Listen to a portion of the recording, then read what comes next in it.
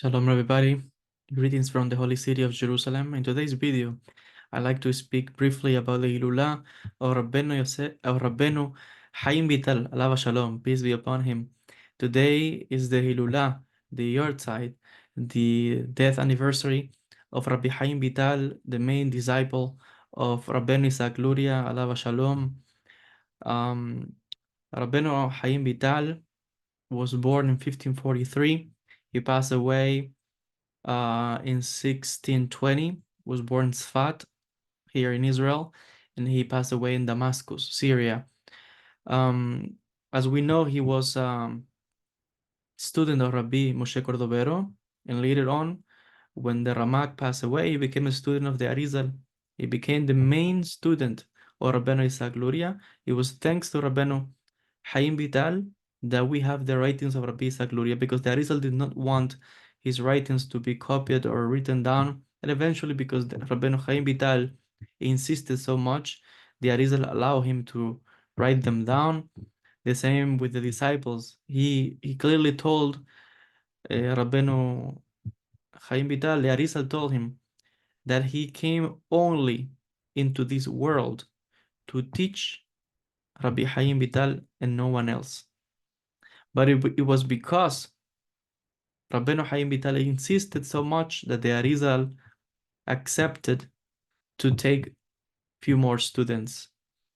But clearly, it shows the status, the level of the neshama of Rabbi Haim Vital, that the Arizal himself said in a previous Gilgul, Rabbi Haim Vital was the teacher of Rabbi Isaac Luria, and the Rabbeinu Isaac Luria told Rabbi Haim Vital that his neshama was at a higher level than his own neshama. And it's very impressive when you look at the amount of books and the complexity of the thoughts and the thinking and the teachings of the Arizal, for Rabbi Haim Vital to be able to explain, to copy and to explain that system by memory, just by listening to his teacher giving a shiur, a class, to be able to remember such amount of knowledge. And we have so many books with such complex thinking and explanations and about Parzufim and this and Ava and Ima and such that is really impressive. And again, it tells us of the level of the neshama of Rabbi Haim Vital, alav shalom. I just wanted to make this short video to honor his memory. Today, that is his Hilulah, his Yortzeit. The custom that we have is that we light a candle. You can light a candle if you are at your home and pray to daven to HaKadosh Baruch Hu. Pray to God in the merit, the zechut of Rabbi Haim Vital. Bezrat Hashem, berachot and blessings will go to you and to your family. It is also very sad, precisely in this context that we're talking, is that we had the sad news of a few days ago. The grave of Rabbi Haim Vital was desecrated in Syria, in Damascus.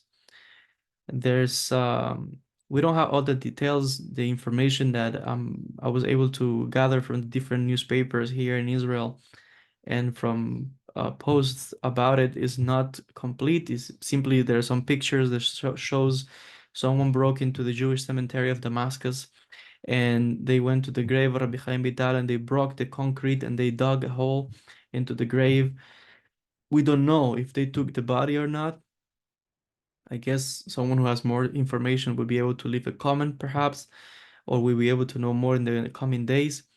But unknown people dug the grave, and I don't know if they damaged the bones or there were bones at all, or if they took the body.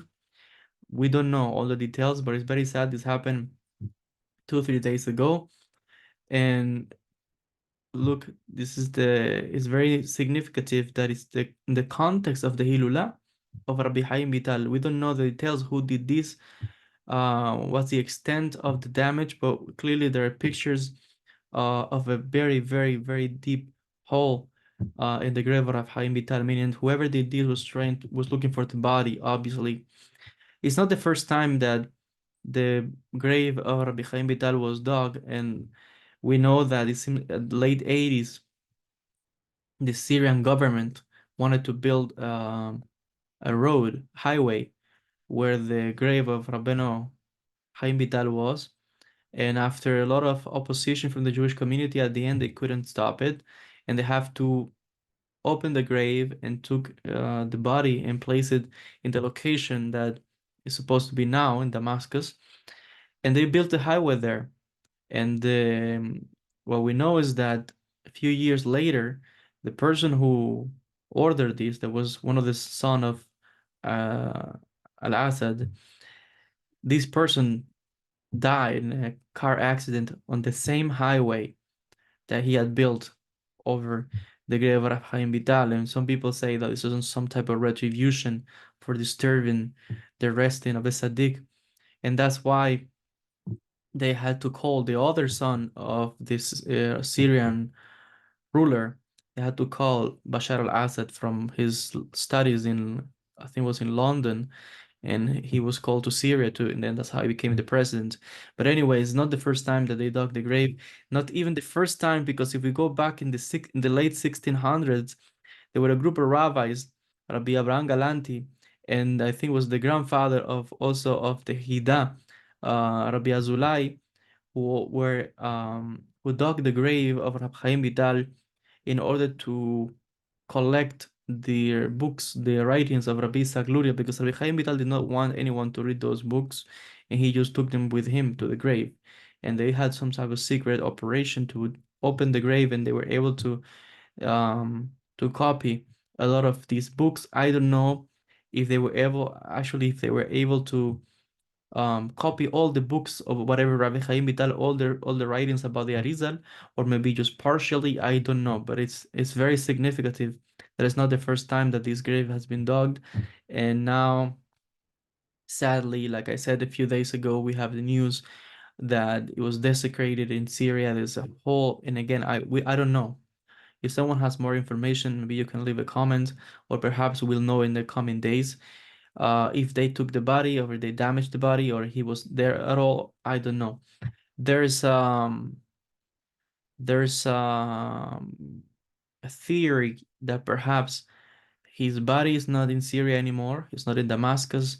Some people say that he is here in Israel. I think there's a place called Kirbi Malachi, something like that, and there is a grave there. But the disagreement. There are some rabbis who said, no, no, he's still in Syria, he's still in Damascus. Others say, no, he's here. And now, like I said, 2, 3 days ago, they dug the grave, and I don't know more details about it. Whatever has been published is not complete, but it's very, again, significant and sad at the same time, because today is the Hilulah, and this to happen to his grave a few days ago. Such a great rabbi, such a great mystic, such a great mekubal, pious and holy man. There's a lot of things going on, and hopefully we'll be able to know in the coming days. In the meantime, may his memory be a blessing, blessings. Zechuto yagen alenu b'ezrat Hashem. May the Almighty bless you all. And the zechut de Rabbeinu Yosef Rabbeinu Haim Vital, alav shalom. Peace be upon him. May the Almighty bless you all, sending you greetings from the holy city of Jerusalem.